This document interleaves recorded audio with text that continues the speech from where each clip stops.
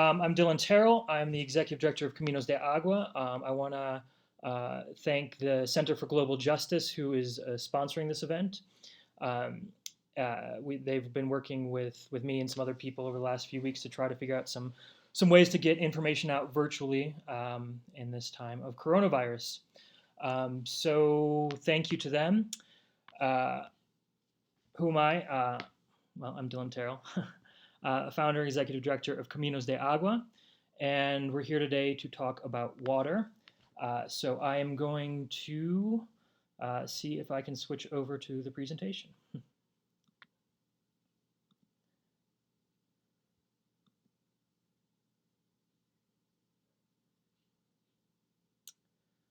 All right, looks like we're loading here. Sorry guys, I'm hoping this goes a little bit smoother. Okay, so our water crisis. So again, I'm the executive director of Caminos de Agua, and getting off to a rough start here, but hopefully we can pick it up. So who is Caminos de Agua? Well, we are a U.S.-based NGO and Mexican-based. We're both a 501c3 in the U.S. and a Mexican Asociación Civil. Right now, we have about 9 full-time staff, and we have an ongoing rotating door of interns. We currently have 2 long-term interns with us right now.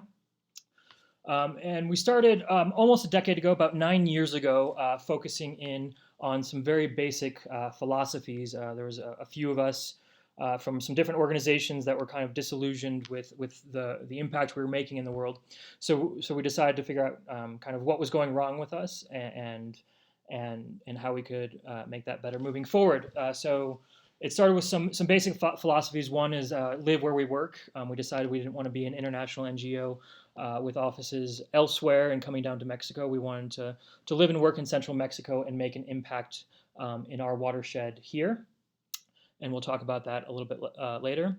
And then we decided another thing, we were mostly technical people at the time, and we wanted to develop water solutions for people in our region, but that could be replicated without restriction or license to others around the world. We actually started out doing all sorts of different technology development. We later on became a water organization. I won't go into the whole history of that right now. But eventually, it was around 2015 that we really embraced ourselves as a water organization and bringing in our new mission of creating access to clean water with communities at risk. So today I'm going to talk about a bunch of different things. I'm going to talk about the water context. So the idea is to talk about water here locally, but to do that first, we really need to talk about it on a global and even national and state level first. So I'm going to give some background and context on basically two main things are going to be coming through this, and we're going to keep coming back to that, is water scarcity and water contamination. These things often go hand in hand, but not always, and so I'm going to be jumping back and forth between these ideas of water contamination and water scarcity. And then I want to briefly talk about water scarcity, specifically the implications of water scarcity in the age of coronavirus. And then we're going to watch a short video, documentary. That was the impetus behind this with Center for Global Justice first, called Consuming the Future, which looks specifically at water in our region, and well, specifically looks at the agricultural use of water in our region and the impacts on the environment and on people. And then from there, we're gonna jump in a little deeper into our own regional water crisis. We'll talk about the health impacts. I'll talk specifically, I know there's probably a lot of San Miguel people here, about water quality in San Miguel, and then the available solutions. Then I want to talk a little bit about what we do. I'll talk about some of our programs, rainwater harvesting, water quality monitoring, education, and our technology development, and then kind of where do we go next. So that's the agenda for today. And you guys can feel free to send me questions throughout. I will try to keep that open. It's a chance I might not see it, but in case you haven't seen it yet, right to the right of your screen, if you don't have full screen on, there's a chat box there, and you can type in your questions. And we'll go from there. So off we go.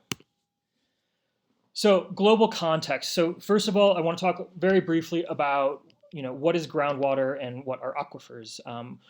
Aquifers are where groundwater lives. Aquifers are where we get most of our water. In fact, sorry, somebody's trying to contact me. Aquifers are where we get our water. the majority of the human population. It's the most extracted raw resource in the world. And right now we have a major global problem with water scarcity. That's what this map shows. This is a tool that was developed by the Water Resources Institute just this past year. Well, that had been many years in the development.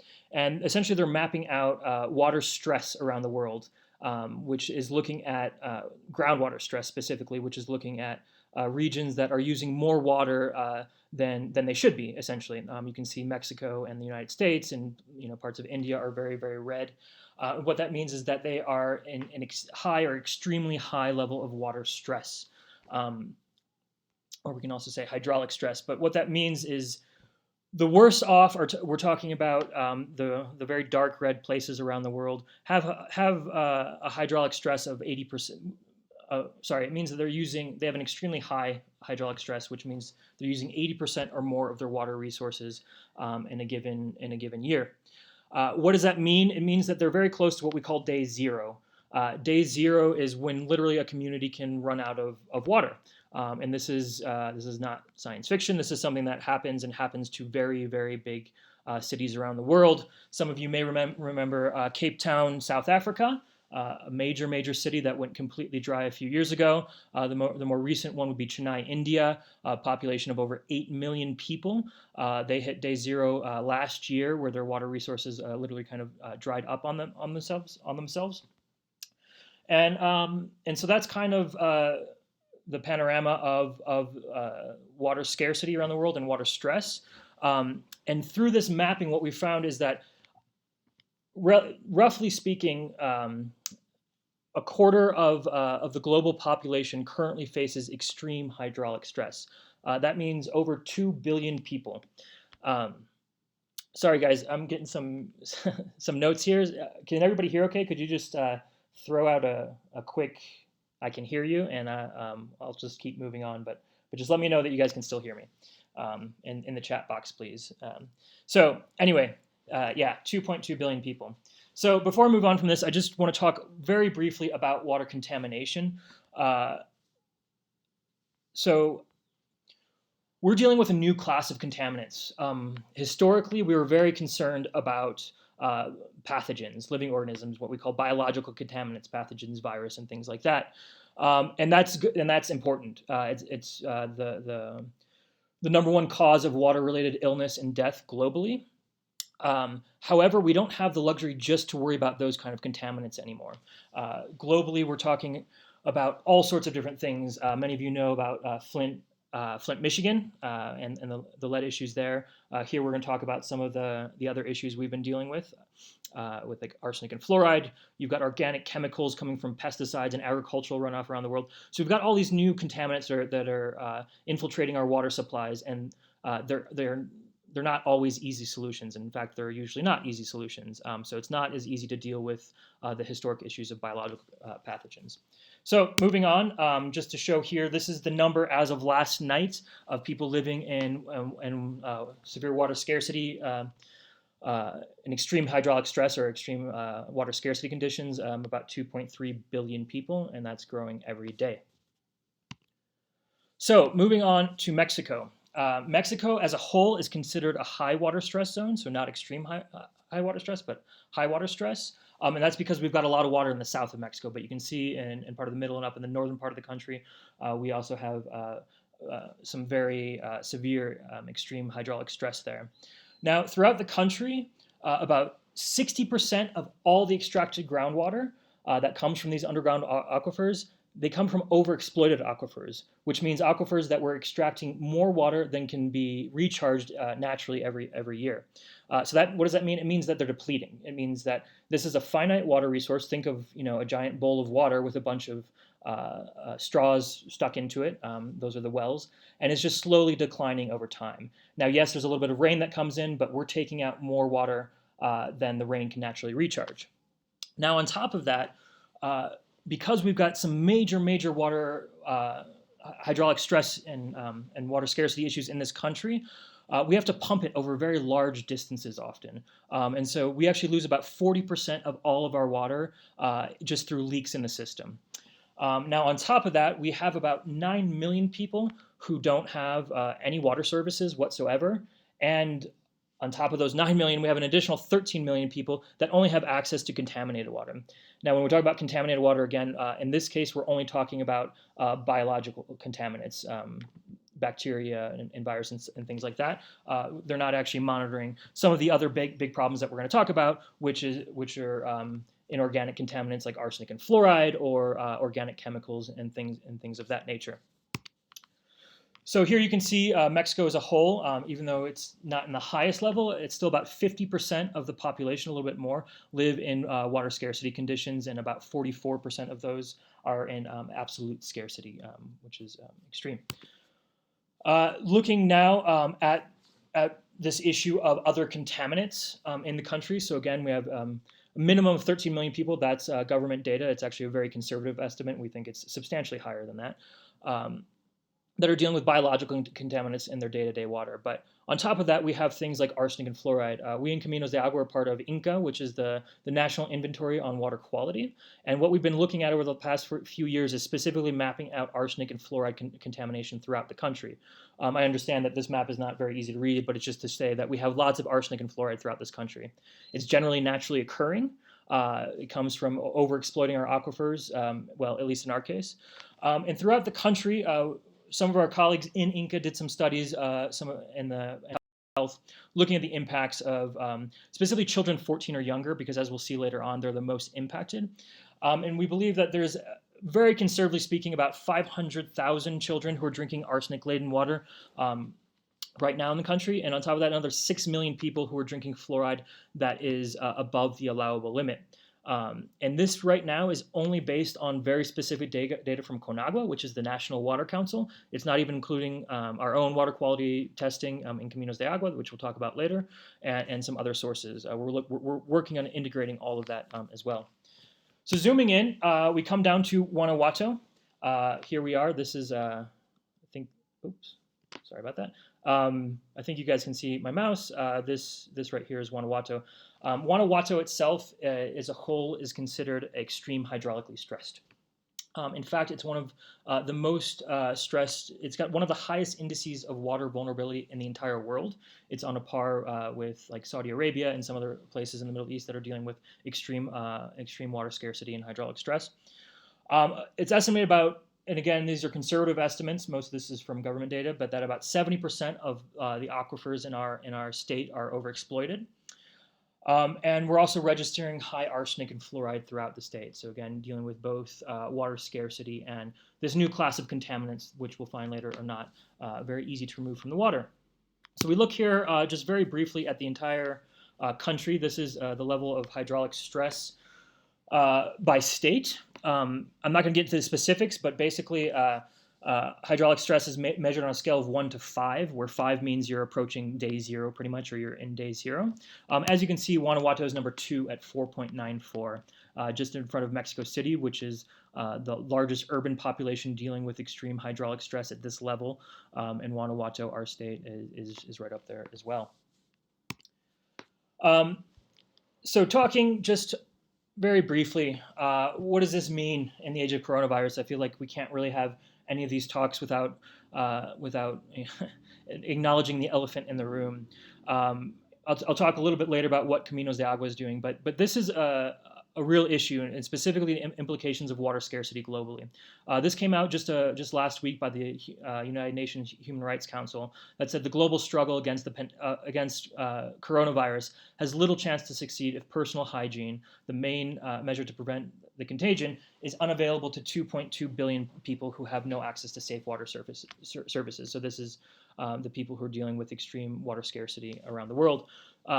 So why is that? Well, it's very simple. We all know, I think by now, that washing your hands is probably the most important thing we can do to safeguard ourselves against the spread of this virus. So it's not just for ourselves, but it's for our neighbors and everybody else.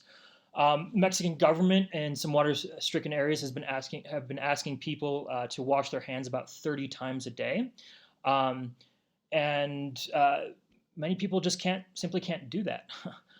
So we'll find out in our region, but also throughout Mexico and throughout many other parts of the world, as we're seeing, is that this is a luxury. So that a lot of people just can't easily implement in their day-to-day lives.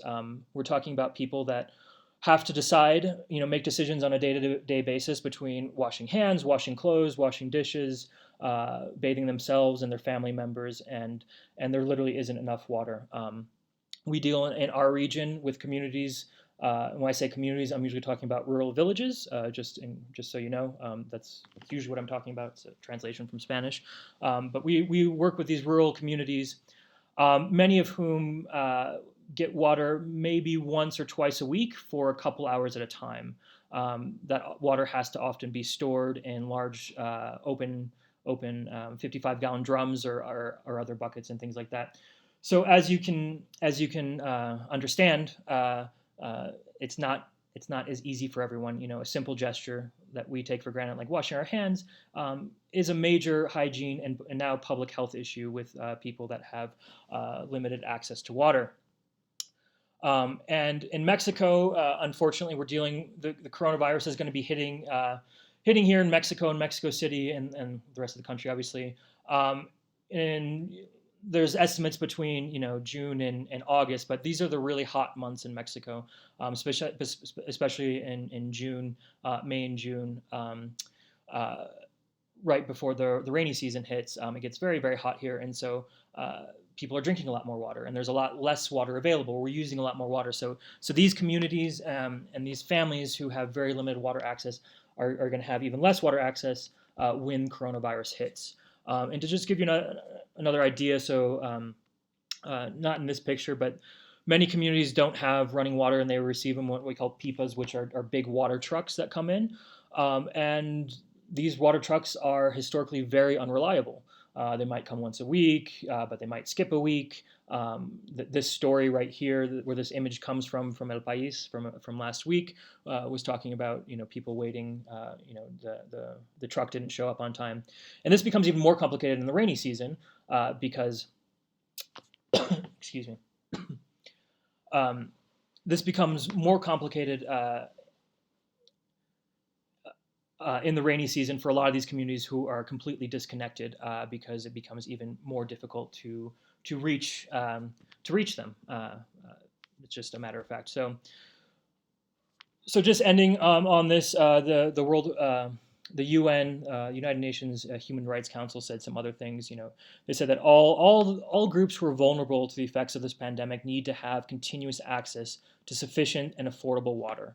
Only this will allow them to comply with the recommendation of health institutions to keep strict hygiene measures.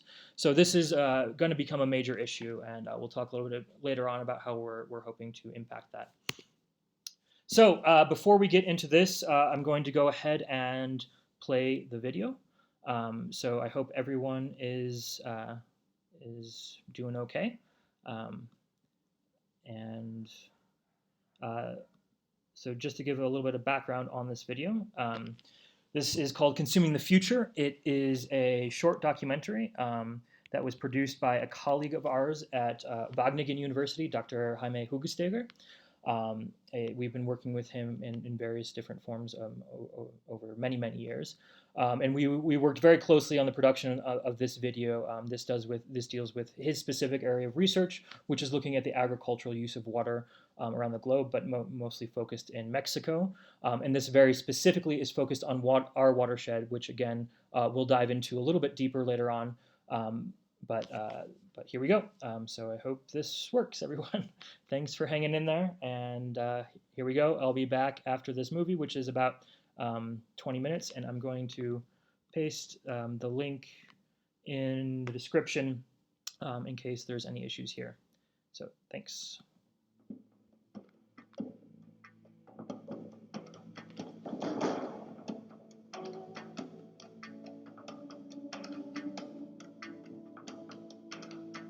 En este mundo globalizado, como consumidores nos hemos acostumbrado a tener una enorme y muy variada oferta de hortalizas frescas a nuestro alcance a través de todo el año. Pero, ¿cuántos de nosotros sabemos de dónde vienen estos productos? ¿Cómo y por quiénes fueron producidos? ¿Utilizando cuáles aguas y con qué impactos socioambientales? Este video analiza estas preguntas a través del sector de riego con agua subterránea del estado de Guanajuato en México. Con más de 250,000 hectáreas de riego con agua subterránea, el estado de Guanajuato es una de las zonas de producción y exportación de hortalizas y alfalfa más importantes de México. A partir de las firmas de los tratados internacionales de libre comercio y dadas las condiciones climatológicas favorables que permiten una producción de hortalizas frescas durante todo el año, mano de obra barata y una ubicación geográfica favorable para abastecer los mercados de Estados Unidos de Norteamérica, en los últimos 25 años este sector ha crecido exponencialmente, atrayendo a empresas nacionales e internacionales. Si tú produces lechugas en la zona de Guanajuato, estás 1,000 kilómetros más cerca de Chicago o de Nueva York, Baltimore, Filadelfia, centros de distribución importantes, que si mandaras de Arizona o de California. Además de que nuestra zona es de manera natural una temporada de producción opuesta a la que ellos tienen. El fuerte del Bajío es producir en el invierno, cuando otras zonas de producción en Estados Unidos no las tienen. Entonces, mucho es logística, mucho es planeación de las temporadas y también es por mitigar los riesgos. La cuestión de las hortalizas ha tenido un auge muy importante en esta zona por la cuestión de la percepción económica que han tenido esos productos, ¿no? Como todos estos productos normalmente son para la exportación, pues se puede generar un poco más de ingreso para el agricultor con este tipo de productos que con las alfalfas o con los forrajes. Y al caso contrario sucede con las hortalizas, tienen más demanda y entonces ahora se está cambiando a que aquí en la zona haya mucha producción de hortalizas con empresas fuertes que se han venido a dar a la exportación, a la cuestión orgánica y a la producción más intensiva de estos productos. Entonces ha habido un incremento en esto de mucha gente que ha venido a rentar ranchos que antes ya no tenían ninguna producción o que tenían producción de forrajes y que se han convertido en producción de hortalizas. También al agricultor le ha redituado más, se han generado más empleos, la zona ha crecido en economía porque se generan muchísimos empleos a raíz de este tipo de productos.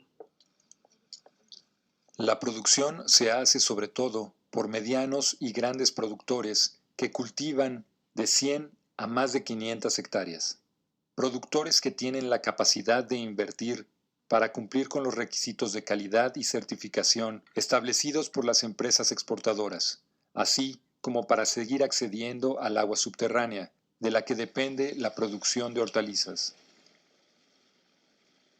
Bueno, nosotros somos productores de brócoli, somos productores de ajos, de zanahorias, de espinacas, maíces, espárragos, pero ahora sí que nuestro principal cultivo, nuestro mercado fuerte es el brócoli. De mi papá, ya él unos años atrás pues, también ya empezaba a hacer lo de la exportación, en pocas escalas, ¿verdad? Pero le pedían algo de producto. Ya desde ahí y desde mi papá ahorita yo que estoy aquí, pues sí es un crecimiento en cuestión de exportaciones que se están incrementando, o sea, y a lo mejor ya en más diversificación de productos, ya hay más diversidad, antes no había mucho. Nosotros como negocio familiar apenas estamos incurriendo en la exportación, que más o menos de nuestro producto yo creo que es un 15% de lo que mandamos directamente nosotros a Estados Unidos, que es el brócoli, pero eso es un 15%, lo demás van a empresas que son grandes y tienen mucho mercado en lo que es en el extranjero. No sé, algunos de nuestros países que ellos exportan son Estados Unidos, Canadá, Europa, Japón, lo que es Asia. La mayoría de lo que producimos es para mercado de exportación. Producimos, digamos, un 80% para para 3 compañías de California que se dedican básicamente al negocio de ensaladas y verduras. Este boom agroempresarial del estado de Guanajuato ha tenido importantes consecuencias sobre el uso del agua subterránea, del cual el riego consume por sobre el 80%. Con alrededor de 20,000 pozos en el estado, se extraen volúmenes de agua muy superiores a la recarga natural de los acuíferos. La cuestión del agua subterránea es uno de los mayores retos para esta zona de producción. En esta zona, y estoy hablando del Bajío y del norte de Guanajuato, dependemos del agua subterránea. Tengo 16 años en esto, de la perforación. Cuando comenzamos había pozos de 120 metros, el nivel estaba 30, 40, 50 metros máximo, era lo que estaba el nivel. Ahora ya se encuentra hasta 150, ha bajado 100 metros, bajó considerablemente en 16 años, por lo mismo de la sobreexplotación que hay. Mira, ya ahorita la perforación ya máximo son 700 metros, lo mínimo son 450 para extraer el agua que se necesita pues para el campo, porque si haces un pozo de 200 metros tal vez tengas agua, pero son 2 pulgaditas de agua, y lo que se necesita para un campo son 6 pulgadas, 4 pulgadas máximo. Hay que irse muy profundo para encontrar el agua que necesita. Lo que es el ADM del pozo está a 250 metros, pero lo que es así el espejo del agua se encuentra a 167 metros y la bomba de pozo profundo siempre va como unos 20, 30 metros más abajo, entonces más o menos ahorita el pozo profundo va a estar como más o menos a 210. Nosotros estamos bombeando en promedio entre, digamos, 65 y 80 metros. En el norte de Guanajuato la situación es más grave. En el norte de Guanajuato, además de que los acuíferos se han abatido de manera más rápida y más dramática, ahí ya seguramente los promedios en la zona de San Miguel deben estar arriba de 120 o 150 metros a donde están bombeando. En Dolores, en lo que vendría siendo el lecho o la parte baja de la cuenca del río Laja, hay zonas donde todavía bombean a unas profundidades decentes, no así en San Luis de la Paz que bombean a 200 metros o algo así. Como agricultor te puedo decir que yo no he visto que a nadie le limiten el uso del agua. Cuando tú tienes un permiso para bombear, una concesión de aguas subterráneas, tienes permiso para bombear una cantidad de metros cúbicos al año. Si alguien se excede, yo hasta el momento, yo no he visto que a la Comisión Nacional del Agua o alguna autoridad lo limite. Sí sé que la Comisión Nacional del Agua ande detrás de pozos que no son regulares. También sé que ese esfuerzo es insuficiente y que hay pozos irregulares por todo el estado de Guanajuato.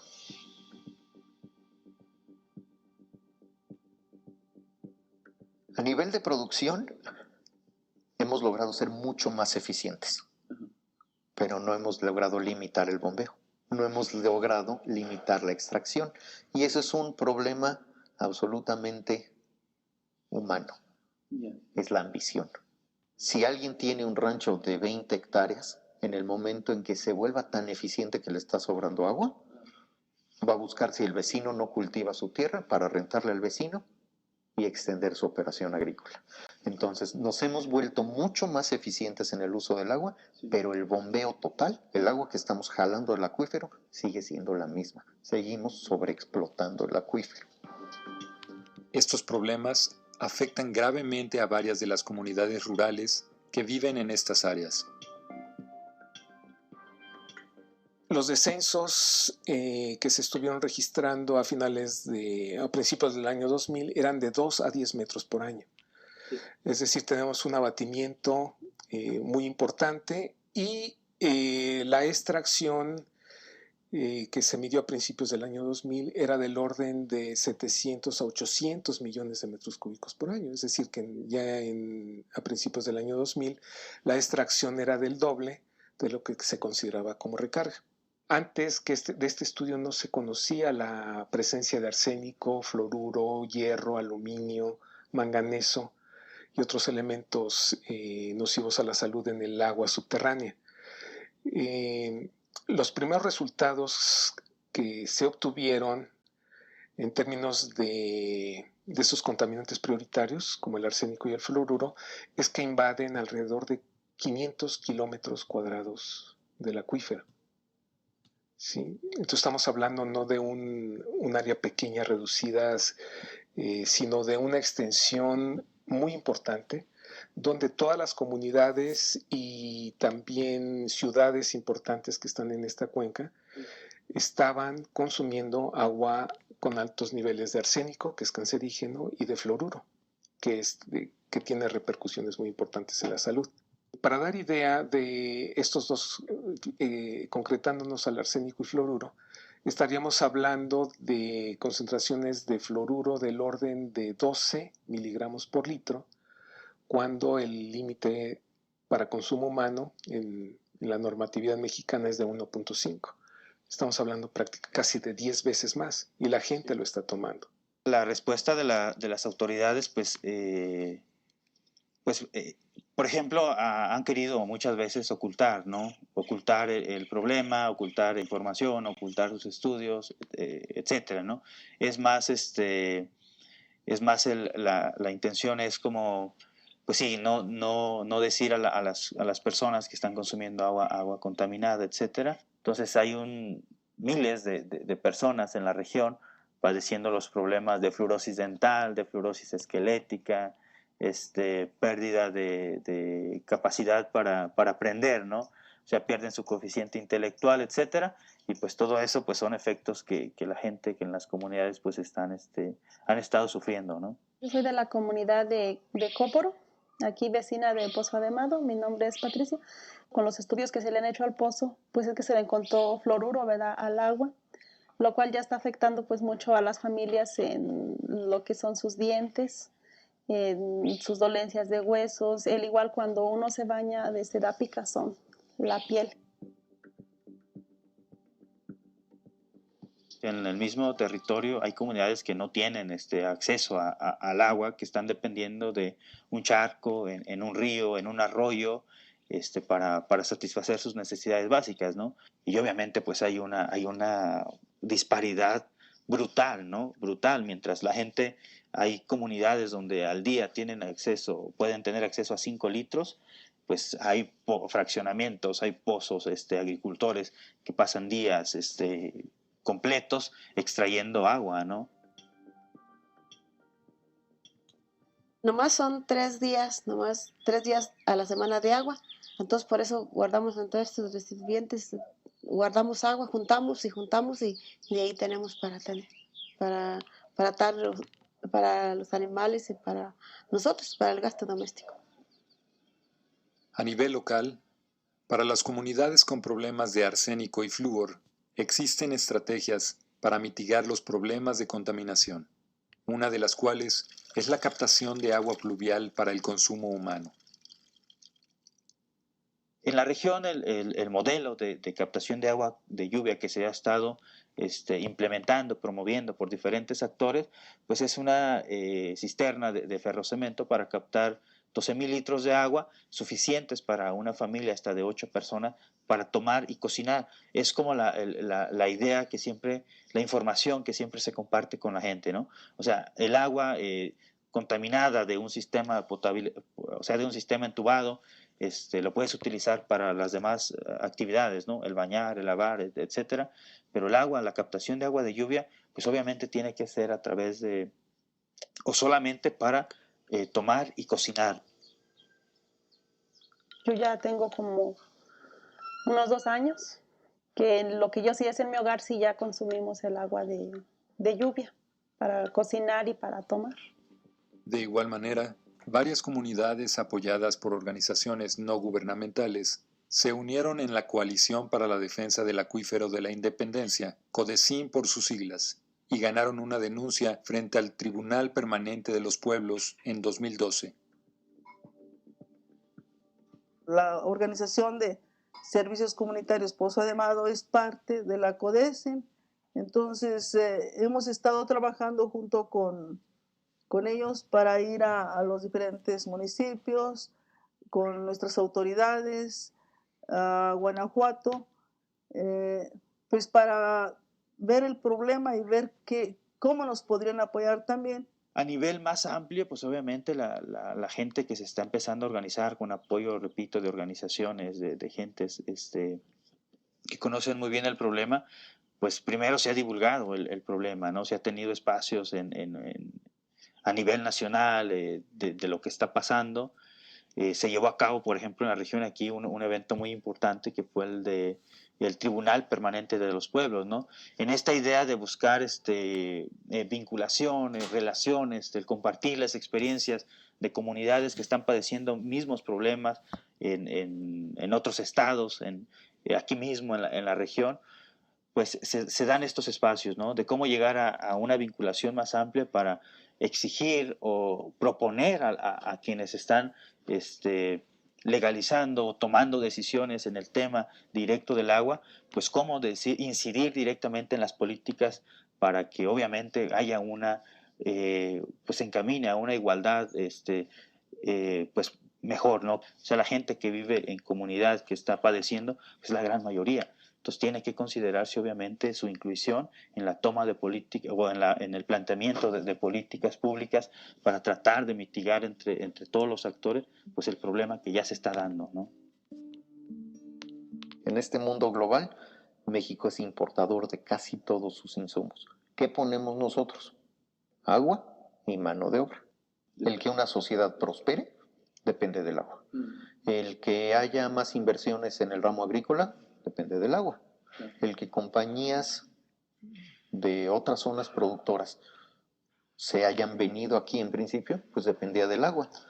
El que la zona de la laguna haya tenido un boom en algún momento era porque disponía de agua. Ya se la acabaron.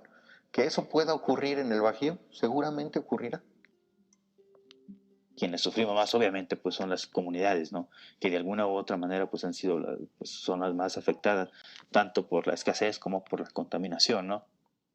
Pues por esa misma disparidad parece ser que quien tiene el poder económico de acceso a los bienes pues tiene más obviamente mucho más acceso, ¿no? En abundancia, por así decirlo. Los que menos tienen pues se aguantan, ¿no? Es una desigualdad muy fuerte que se está dando, ¿no? Aquí la solución del problema es cerrar pozos. O sea, estamos hablando de que la mitad de los pozos están de más en esta cuenca porque sobrepasan la capacidad segura del acuífero. Y bueno, soluciones sí hay. La decisión es política. Sin embargo, mientras la demanda y mercados internacionales para hortalizas frescas siga creciendo, se seguirán produciendo brócolis, lechugas, ajos y zanahorias con agua subterránea, robando lentamente el futuro de las comunidades rurales del estado de Guanajuato.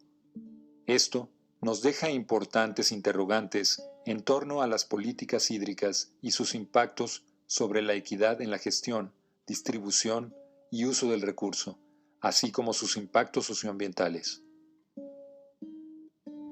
De igual manera, es un urgente llamado a que en las políticas públicas se priorice la atención a las comunidades rurales, para que a través de los esfuerzos mancomunados del Estado, la sociedad civil organizada, las organizaciones no gubernamentales y las propias comunidades se pueda, desde una democracia participativa, garantizar el derecho humano al agua para todos, tanto en cantidad como en calidad.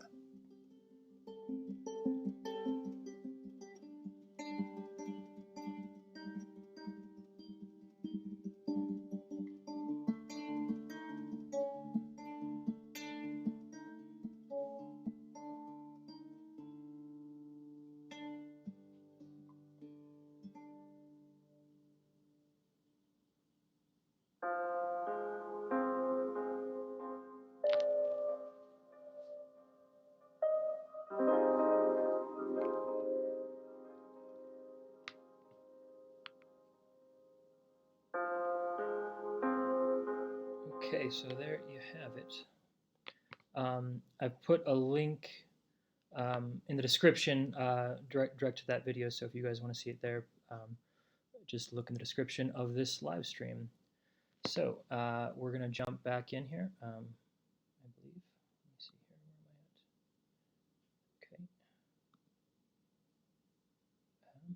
at? Okay. sorry.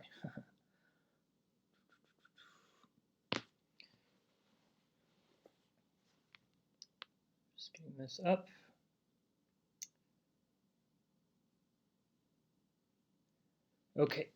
Okay, so here we are. I think you guys should be able to see me now in the right-hand corner as well, to make it a little more personal. Figure that out while the video is playing. So here we are. This is our regional. This is our watershed, the Alto Rio Laja watershed. So that's what this video was most focused on. As you can see, we're in Mexico, right in central Mexico, and this is the state of Guanajuato. And right here up is our watershed. Our watershed is made up of 7 municipalities. We can see San Miguel de Allende right here at the very bottom. This is the mighty Rio Laja that flows through. I say that was a joke. Sorry. We don't. It's a seasonal river now, and most of our work happens up in this region up here in San Diego de la Unión and San Luis de la Paz, where there's more extreme water quality and scarcity issues, water scarcity and quality issues, whatever. So we decided in Caminos de Agua that we wanted to focus our work in this region. This is where we decided we wanted to live and where we wanted to make an impact. So we've worked to map water quality issues and do a bunch of different things in this region, as well as create solutions and implement those solutions with the idea that other places in the world that are facing similar water quality and scarcity issues can use our experience and our technologies to make an impact in their own region. What we decided is that is a much more appropriate way for to do this kind of development, living where you work and understanding the local context to do that there, and then providing those experiences to other people who are experts on their own cultures and contexts, where we have really no place being there. So what happened in this region? So about back in the 1950s or so, more or less, with the advent of well technology, we started drilling wells. And what happened is that we started drilling wells pretty shallow into our aquifer, into our where the groundwater is, into our aquifer, the Alto Rio Laja aquifer, about 5 meters, 10 meters, upwards of maybe 30 or 40 meters deep. But then around 1970, with the first Green Revolution, we went from about 50 wells to over 800, and this is just our watershed alone. And we started to deplete our finite water resource. We actually knew by the 80s that it was definitely being depleted. And then today, we have actually well over probably 3,500 wells in our watershed, and the water table is continuing to drop. What this does is it actually causes community wells, drinking wells around the region to dry up. The wells that are still deep enough to reach water, and we're talking over 500 meters deep in most cases, at least for wells that were drilled in the last 5 or 10 years or so. They're taking up really toxic levels of arsenic and fluoride. It's naturally occurring in our region. It just comes from essentially fossil water, very old water that's been mingling with these volcanic rocks for upwards of tens of thousands of years, taking up these minerals, in our case, arsenic and fluoride. And as we started going deeper and deeper, the arsenic and fluoride started coming up into into the shallower part of the aquifer in some cases, but started infiltrating the drinking wells essentially. So what does that look like? So here we can see this is a number of wells drilled from 1950 on. As you can see, it's an upward trend. But I'm showing you this because I'm showing you this point right here. This is the last Veda decree from 1983. What the last Veda decree did is that it halted the drilling of all wells in the entire state of Guanajuato, the entire state, because they knew that they were already, as early as 1983, over-extracting the groundwater resources.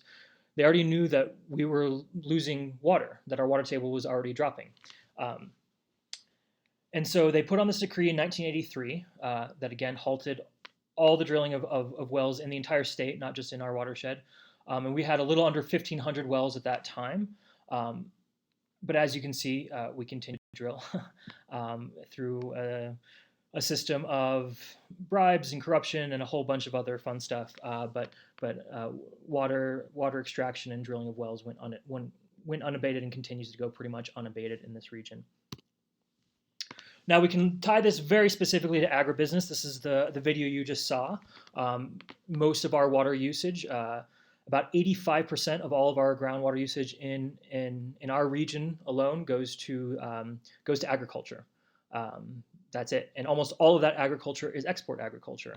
Again, you can see the Veda Decree in 1983, and you can see agriculture production just skyrocket. The whole point of that decree was to halt the drilling of new wells and the overexploitation of our groundwater. And as you can see, we just kept drilling more and more water.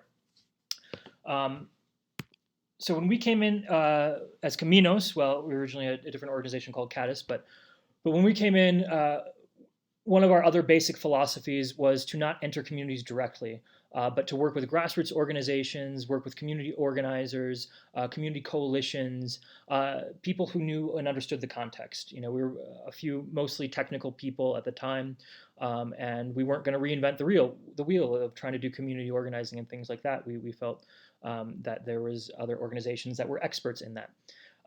So when we did that early on, what they asked us for is, essentially we went to one of these groups and we asked, what do you need? What's the issue? And they basically kept saying over and over again, it's water, water, water.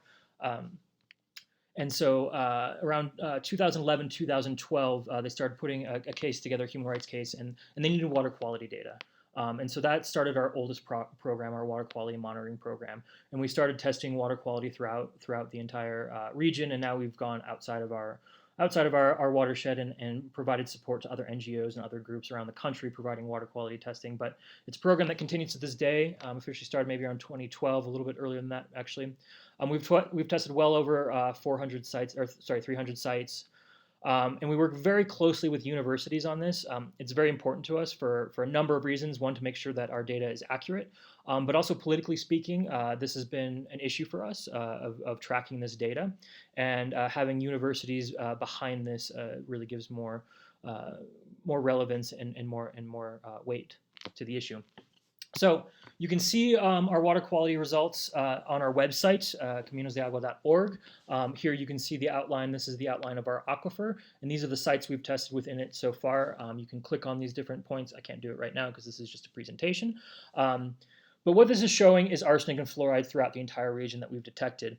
The green points means everything's okay in terms of the World Health Organization limits. Orange means that this is probably not safe for children under 7 or 8 years of age. Red means that this should not be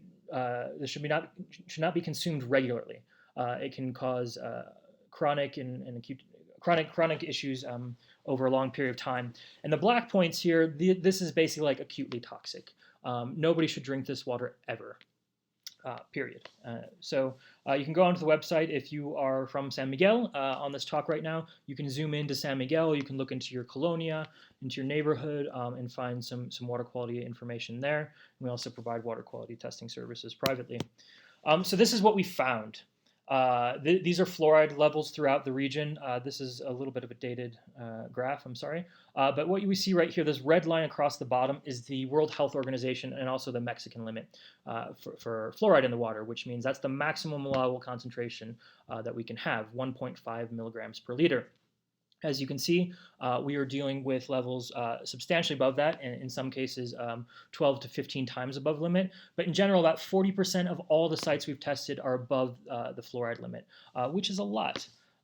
For those of you familiar with the region, again, we're here in San Miguel. We have lots of problems in San Miguel. You can see up here, this is San Luis de la Paz in the northeastern part of the watershed that has some very, very severe fluoride issues up there.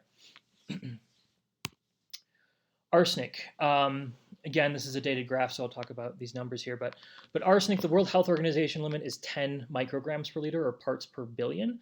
The Mexican limit, unfortunately, Mexico is one of the few countries in the world that doesn't go along with the World Health Organization, and their limit is 25, which is absolutely ridiculous given the public health implications of arsenic in the water. But anyway, it's neither here nor there. We still test about 40% of all the sites we've tested, just like fluoride, are above limit for arsenic, and 11% of those are above the official Mexican norm. And I just say that because legally speaking, there's not a whole lot we can do. However, there's 2 Mexican norms, and I'm not going to get into that right now. It's just too complicated. But But as we'll find out later, arsenic is really, really nasty. And what we really want is as little as arsenic as possible in the water. There's no good amount for us. But again, this is dated, so this is showing about 8 times above the World Health Organization limit. Over the past 2 years, we've detected now sites that are 13 and now 22 times above the allowable limit for arsenic. And these are all mostly rural community wells. So some of these are urban taps and things like that, but these are mostly rural community wells where people, in most cases, have to drink the water because they can't afford to buy bottled water and for other things. And so again, we're seeing about 22 times above the limit in the worstly impacted communities. Here again, we can see kind of the breakdown of where it is. Here we're in San Miguel. We've got some major issues there. All these red points are really bad. These black points just means it's really, really bad. It's well over the Mexican norm, well over the World Health Organization norm and above the Mexican norm. So what has this program really helped us do? I mean, obviously, we can get this information out to people. We can, as we'll see later, we can provide some solutions and things like that. But it's also allowed us to track trends over time. So what we're looking here are at different community wells that were tested at different points in time. So we've got the light blue here. The light blue means that it was tested between 2013 and 2015. The dark blue right next to it means the same site tested between 2016 and 2018. And what we found is that arsenic is rising very rapidly and not in line with fluoride. It's rising much more rapidly than fluoride is. Fluoride is remaining relatively stable, slow increase in certain parts of the aquifer. But what you can see, like right here, for instance, is a 4-fold increase in about 2 or 3 years' time in arsenic, for this specific rural community here. So that's one of the major advantages of this program is that we're able to kind of adapt to the conditions and track trends over time and figure out where we need to be focusing our resources and our time and our energy. So health impacts. So what's up with fluoride? So first of all, where does it build up in the body? Well, fluoride really likes calcium. And that's why it's in toothpaste and things like that. We'll talk about that in a second. But that's why it builds up in the teeth and in bones. And it also builds up very heavily in the brain. And we'll talk about what that does to us in a second here. So first of all, it's incredibly important to mention that fluoride is absolutely necessary. We need fluoride. I'm a firm believer that we do need fluoride. It's a fact. Our body needs some fluoride. And fluoride is probably responsible for the end of tooth decay, to be honest. It's done some great things. But we need a very specific amount of fluoride, a very little amount of fluoride, about 0.8 milligrams or less, about 0.5 to 0.8. And so within that range, we're fine. But what we start seeing happening is that once you have very high levels of fluoride, that you start to have the opposite effect. So on teeth, you see what's called dental fluorosis, which is the staining and breaking down of the teeth. That also attacks the bones into a disorder called crippling skeletal fluorosis. And what's been coming out in the last few years, very importantly, is the impacts on cognitive development in children. There's been 2 major longitudinal studies that were each over 6 years in time, 12 years in time, I think 10 to 12 years, that looked at the long-term impacts of fluoride on pregnant women from being pregnant to about upwards of 12 years old, the child, and found a very, very close connection between the amount of fluoride in the water and their IQ. And this is something that we've known for quite a long time, but finally there's lots of political issues around. Everybody from the U.S. probably knows that around fluoride, and so it's been really hard to study for a long time. But over the last few years, we've started to get some studies out there. Sorry, I just want to take a quick break and just say again, for those who are just joining us, I forgot to do this after the video. I saw more people jumped on, but there is a chat box to your right. I'm not sure which way. To the right of your screen, and you can send any questions throughout the talk. And I will try to keep my eye on it a little bit, and if not, I'll just answer questions at the end. But if you have any clarifying questions, please feel free to put it in the chat box. I'll try to take a look at it and answer it in real time here. Well, it's not exactly real time. I'm technically about 30 seconds in the future right now. So anyway, moving on. So these are some of the impacts that we see. So this is a girl in our watershed in in our community in San Miguel, in a small rural community outside of San Miguel, and she was only drinking water that I think was 2 times to 3 times maximum above the limit. And you can see she has what's already considered severe dental fluorosis. This is permanent. This is you can cover it up for some time. There's some things you can do, but it's permanent. And again, we've seen fluoride levels substantially higher than that. And so what we see in some of the rural communities in the northeastern part of our watershed is the complete browning or complete blackening of the teeth, teeth really breaking off into small pieces and things like that. And this is what we're going to start seeing. This is from India, but this is crippling skeletal fluorosis impacting children. And I think it's really important to mention that children are so much more impacted by fluoride specifically. And we'll talk about arsenic in a second, but children, especially during the developmental period, from birth to about 7-8 years of age, and even a little bit older, are really impacted. And so if we can get them off of this contaminated water, we can really help stave off a lot of future problems in their life. So not just these kind of issues, but also the cognitive development issues, which are so important during the development stage. So again, this is crippling skeletal fluorosis, and this is something that we will start to see in our region, which is the deformation of the bones. In younger children. Arsenic. So I said this before, but arsenic is not good for us. There is no amount that is good for us. We don't need any arsenic. So arsenic kind of builds up everywhere in our body, and I kind of say always, what doesn't it impact? It impacts a lot of different things.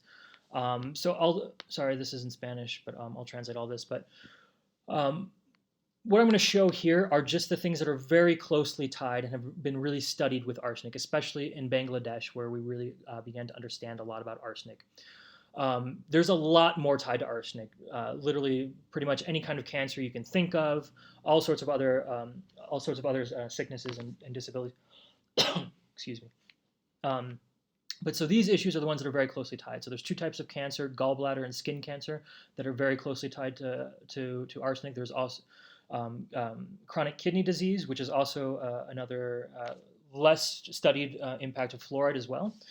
And then as well as like fluoride, problems with cognitive development in children. And then there's this other thing called, which is actually called arsenicosis, which is these lesions on the skin. You can see it on the feet here, very closely tied with arsenic. That's why it has arsenic in the name.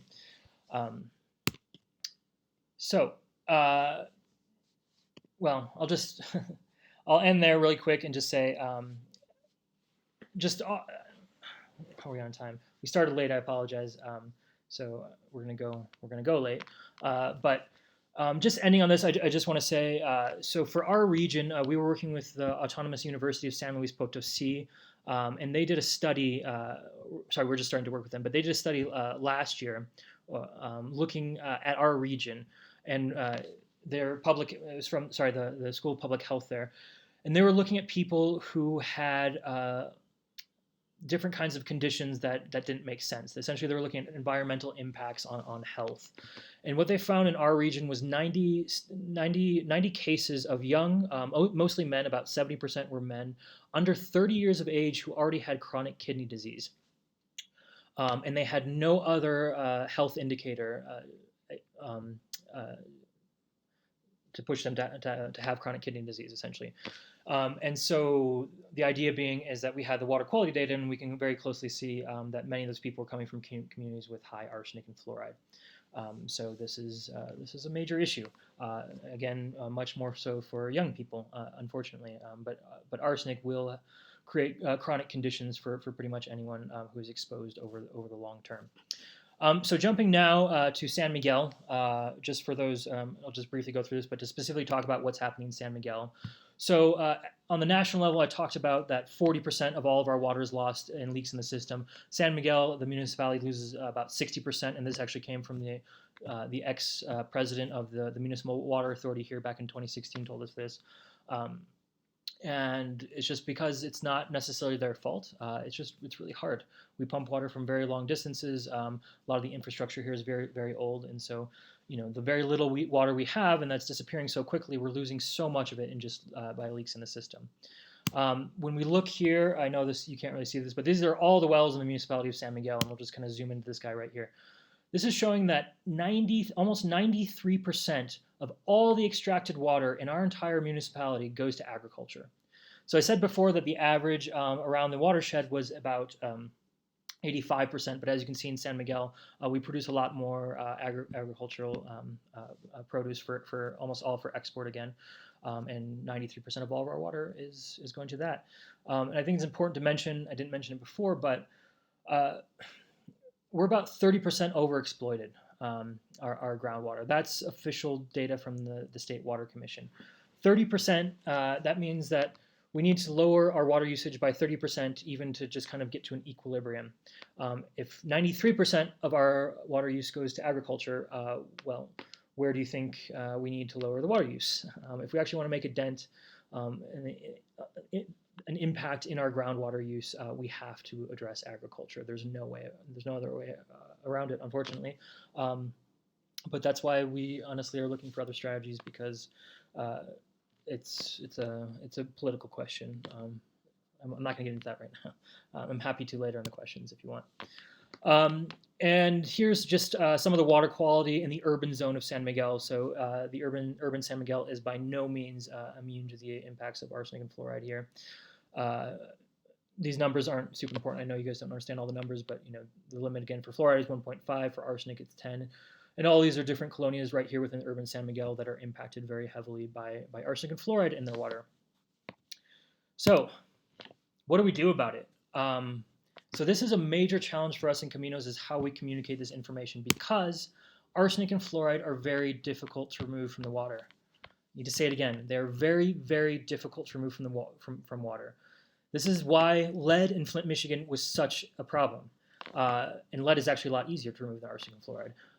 But this new class of contaminants that I was talking about before, things like arsenic, fluoride, agricultural runoff, organic chemicals from pesticides and things like that, they can be very difficult to remove from the water. You can't use a simple filter. These right here, sorry, this is all in Spanish again, but these are just kind of common systems that are available in San Miguel. This is our own ceramic filter here. This is a popular, kind of like a Brita filter for those of you in the US. This is kind of a popular Brita sort of filter here. These are full house system, what we call full house filters that are many people have on their homes here in San Miguel. That says you can drink straight out of the tap. But what do none of these remove? None of these remove arsenic and fluoride. And in most cases, nitrates, or in all cases, nitrates, sorry. Why? I mean, so these are dissolved ions. They're completely dissolved in the water. And so you can't just get out and get rid of them through physical filtration or something like that. They require very specific solutions. And so this is a major issue for us in Caminos, and has been, is just how to communicate this kind of information, because not everybody needs to be a water expert, and I think people tend to go to stores and want to get the cheapest thing or the nicest looking thing or whatever it is off the shelf and just assume that they're drinking clean water. But we don't have that luxury anymore. Most filters are not equipped to deal with these kind of contaminants. So wherever you are in the world, if you're listening to this, you should have a good understanding of what's coming out of your tap.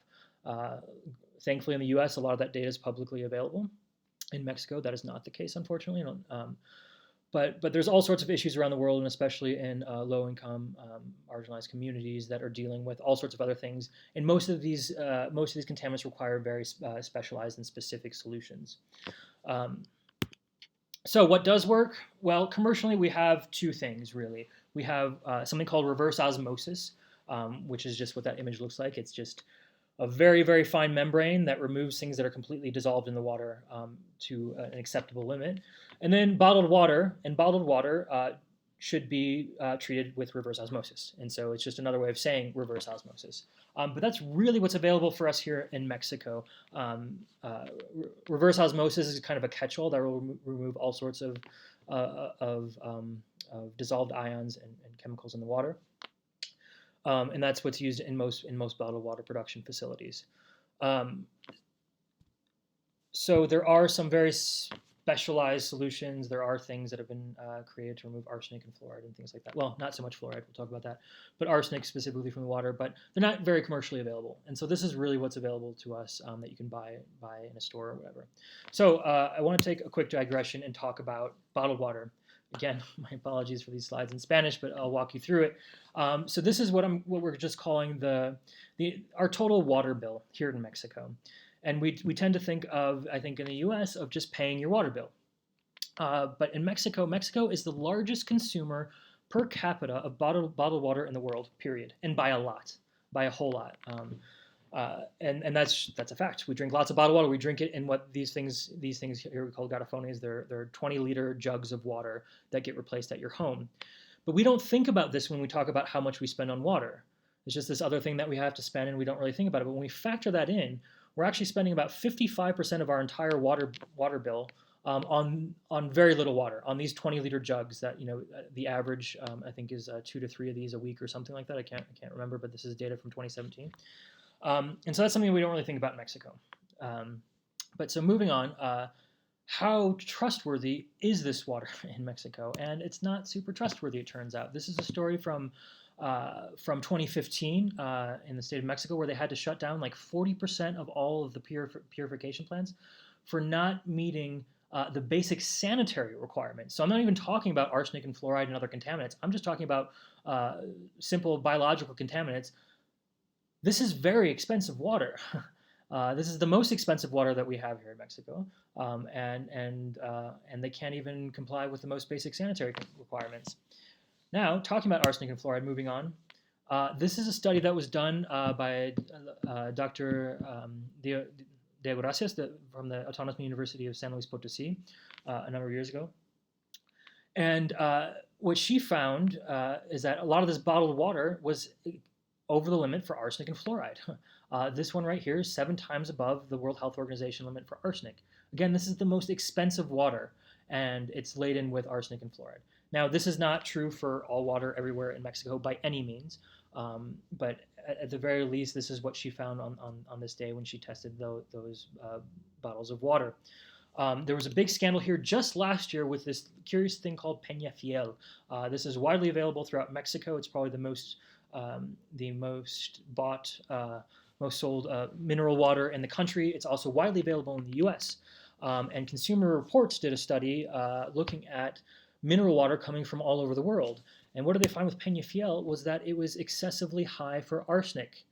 There's Peñafiel. This is the official World Health Organization limit at 10. This is what Consumer Reports is pushing for to have the limit lowered to 3. And actually, a lot of people are working to lower the arsenic limit to 3 or even lower because, again, we don't need any arsenic. Arsenic is just straight up bad for us. We don't want it. And so actually the Netherlands, Holland lowered their limit. They're the first country in the world to actually lower it down to 3. But so anyway, almost double the limit for the World Health Organization limit for Peñafiel. That actually caused them to completely shut down their plants for only a couple weeks, I think. It wasn't too aggressive. We couldn't keep them shut forever, but they had to shut down all their production here in Mexico for at least a couple weeks and get their act in order. Sorry, this is a weird format where I'm just talking and talking. Moving on.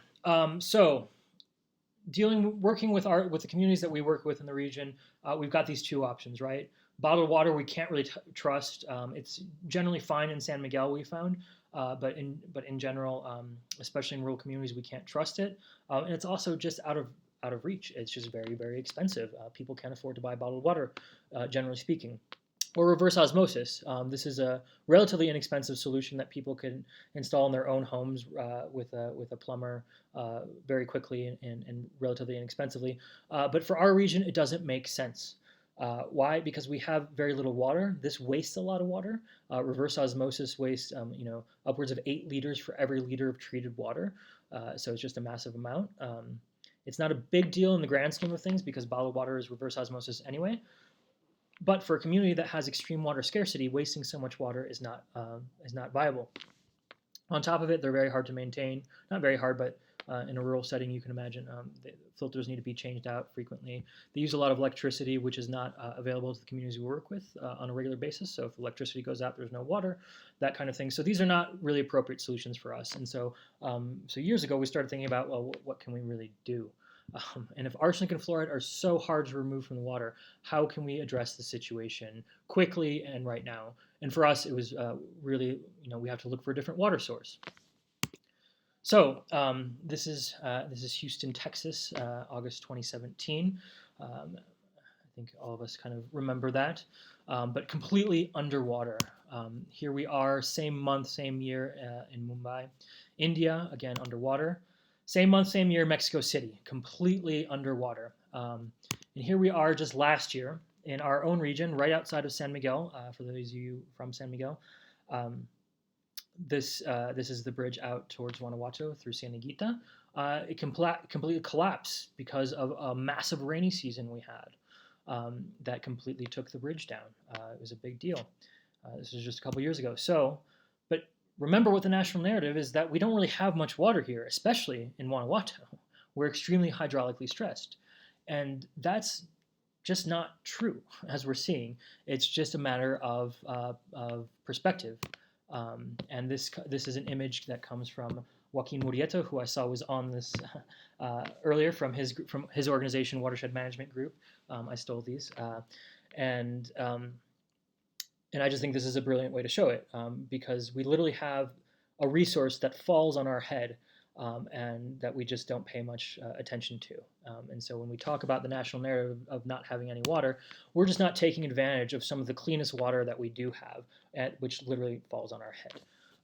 There's another image from Watershed Management Group, but I just think this very effectively shows our relationship with rainwater. And this is our relationship with rainwater. What is it? It's to get it away, to get it off the roof, into some gutters, onto the street, into the sewer system, just away. Where does it go? I don't know, but away from my house, away from me. And this is our relationship with rain, as a nuisance, not as a resource. If we start looking at it as a resource and how we can actually utilize the rain that we have, we can start doing wonderful things like this. Again, some of these next images are our Watershed Management Group out of Tucson, Arizona. So a lot of people tell me, well, there's not enough rainfall in Mexico. Yeah, you say that we see Mexico City underwater and all that stuff, but there's not enough. Well, okay, the national average is about 760 millimeters per year. San Miguel is below that, about 565 millimeters per year. And so we do have less rainfall, which means we need to take advantage of it better. But I want to show here Tucson, Arizona, which has 300 millimeters per year, much more desertic than we are. And as I noted with the last images, they're some of the leaders globally in rainwater harvesting. Watershed Management Group, again, Joaquin is there, and maybe he can say hi to everybody, or he was there at least, is with Watershed Management Group, and they do some wonderful, wonderful things with rainwater harvesting. And this was the ex-director of water and sanitation for the Valle de Mexico in 2010, who simply stated very, very simply that the rainwater that falls is sufficient to guarantee the water supply for the entire population. I'm not just talking about drinking water, I'm talking about all uses. So I'm not going to talk a lot about this stuff right now. I just want to show, again, Watershed Management Group does some very interesting things with passive rainwater harvesting. And that just means moving dirt and soil around in a way that keeps water closer to us instead of just putting it into the gutters and down into the sewer system or the storm drains. They do these wonderful things called rain gardens, which is essentially creating a micro watershed in your own backyard using things like native plants and infiltrating water back into the soil, into the ground. Sorry. And so I'd like to just say that we're actually having a talk with Joaquin Murrieta. So I know for those who are watching this recorded, I apologize, it's probably already happened, but we're having a talk with Joaquin Murrieta and Watershed Management Group and one of our old employees, Aaron Krupp, in Tucson, Arizona, live on YouTube. Hopefully it goes smoother than the way this one started off next Wednesday. So we'll be sending that information soon. So Joaquin will be talking a lot more about these strategies at that point, but I just wanted to mention them. There's some really interesting things you can do on a household level. There's great things you can do on a citywide level, creating these kind of sunken boulevards almost. But again, Joaquin will talk about that later, so I'm going to jump past there. So this comes back to our solutions, and I'm going to talk about, what we do exactly, but this is what we really see now. So we've got domestic reverse osmosis systems. We've got bottled water you can buy, or you can capture your own rainwater. So what is it that Caminos de Agua does? Well, we really focus on first rainwater for human consumption. That's our main focus here is drinking water and cooking water, so we say, for human consumption. So this is kind of a standard system that we built in partnership with our communities. You've got your your catchment area, your roof, moves down. This is a first filter system called a first flush system. And then you've got your big storage tank. Now these are designed to store enough water for cooking and drinking for an entire for up to 15 people for the entire year. So they capture enough water during the rainy season. They store it here to last the 8-month dry season that we have, and then they treat it. And so we've got a water filter here. This is a water filter we produce. I'll talk about later. But that just makes it safe for human consumption. So again, why rainwater? Rain is free of arsenic and fluoride. It's free of lead. It's free of all these other nasty chemical contaminants that are really, really difficult to remove from the water. What is it at risk for as far as human consumption? Well, biological pathogens. So that's bacteria and things like that. Obviously, absolutely can grow over time inside the storage tank, and so we need to treat it. But again, if we remember the image earlier about the different treatment systems that are available, all of them deal with biological contaminants. It's really easy. You can boil the water. You can put it out in bottles in the sun for 6 to 8 hours or so. Or you can buy a really expensive filter. You can do all sorts of things, but basically everything out there will remove biological contaminants. So for us, this is a really good system that works together. How do we work? We do community-led construction. So we work very closely. Again, we don't enter communities directly, but we work closely with community organizations, grassroots organizations, community organizers, and the like. And we work with them to help identify different communities to work in. We also do that through our water quality monitoring program. And then we provide essentially capacity training, supervision throughout the construction process, and all the materials to build these systems. So the upfront cost is relatively high, but the overall lifetime cost is as low as it can be. It's definitely the most affordable option over a 20 to 30 year time span. And the reason being is that all of your investment is right up front of building these giant, in this case, ferro cement cisterns that can hold enough water to last the dry season. Sorry. So what we do is we generally provide a training in a central community site, so like a school or a community center or a church, and there we do the training and we build a system together with the community. And then moving on from there, each community organizes differently. That's part of our models, to not really define the process but help support the process. And so they'll organize and build the other systems depending on how much funding we have to build these systems. But this creates a really safe and healthy water source, a lifetime of safe and healthy water for many families that once had very limited water and potentially very contaminated water. To date, we've built over about 250 large-scale systems in about 45 rural communities around the region, in 27 schools.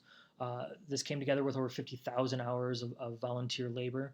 Each system takes about 200 hours, and again, the communities provide all of the labor, and so that's 5 people working full time for a week or so to build one system, which we would love to have one per family, but we tend to split these up between 2 to 3 families just for funding constraints.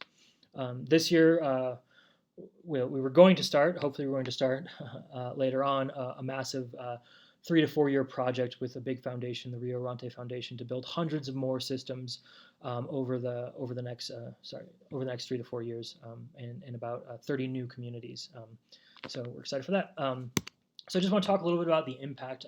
So this is just one case. This is a community called Pozo Hondo that we worked for about 2 years in, building a number of systems with like 56 families, I think, in total, something like that.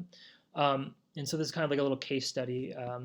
And so looking at their monthly water bill, so I want to kind of break that down a little bit. When we came to this community, so again, we don't enter communities directly, but we work with these grassroots organizations. And so we're working with this grassroots organization called Cuva Paz, which is this one right here, which translates to United Communities for Life and Water. It's a coalition of more than 20 rural communities that meets every month to talk about issues that are very pertinent to them. And obviously water is a big one since it's in the name. And since they've been working, this community, Pozo Hondo, has been working with Cuva Paz for a number of years.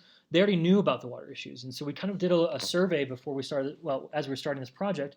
We actually found something that surprised us, is that a lot of families were actually buying bottled water in this community, which is not common in a lot of the projects and a lot of communities we see. And it's because they knew very well the arsenic and fluoride issues in the community.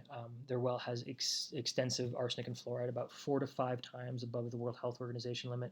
Many people in the community have been living with these issues, with the health impacts.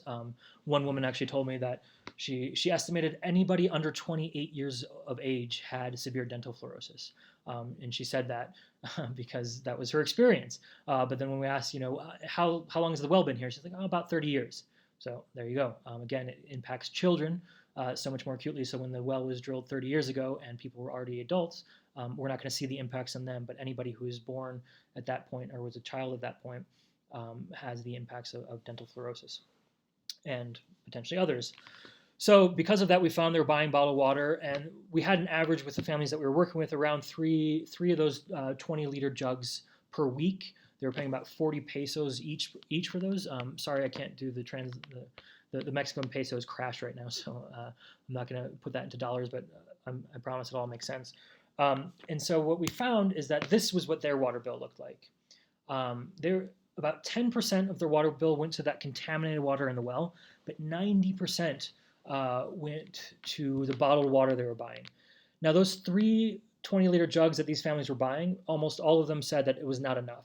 So they were still subsidizing and drinking contaminated water, but they were trying to make sure that their children drank the bottled water or trying to at least offset how much contaminated water they were drinking. So that turns the entire annual water cost to about 7,000 pesos, which is a lot. It's a lot for a family in this region, about $350 or so, well, depending on when. And so we started the project. Each cistern, again, had initial investment, relatively large at the time, was about 12,000 pesos. That's pretty low now. Prices have gone up significantly. But then we only estimate that they're paying about 400 pesos a year, and that's a lot for some years, probably, in general maintenance of the system. So just keeping the system up over, a 20, 30-year period, they have to, fix the tubing and the gutters and things like that. And so we estimated maybe about 400 pesos per year average. And they put about 5,000 hours of labor into those initial systems that we built. And this is what we did with their water bill. Sorry. So we lowered it from about 7,000 pesos to a little over 1,000 pesos. And now you can see that the breakdown is a lot different. The most expensive water is now, that was 10% of their water bill before, is now 64% is their well water. And about 36% is that maintenance they have to do to keep up their rainwater system. And this is the most healthy water they're drinking. This is the treated, filtered water, and this water they can use for washing and things like that. So still the breakdown is, yeah, sorry. I don't know what I was going to say there. So when we look at this over time, again, this is just one example, but this is kind of what we can see with just these specific families. Again, I'm sorry, I don't remember. I think it was around 56 total or something like that. Over the course of about 30 years, we see upwards of 4.3 million pesos in savings. So the economic benefits, along with obviously the health benefits, are really substantial when we switch over to rainwater for human consumption, especially in this region. So we're kind of winding down here. I just want to talk about a couple other things here. So what else do we do? So as I mentioned before, we do water quality monitoring. This is what has helped us figure out what the issues are in the region and continue to monitor those.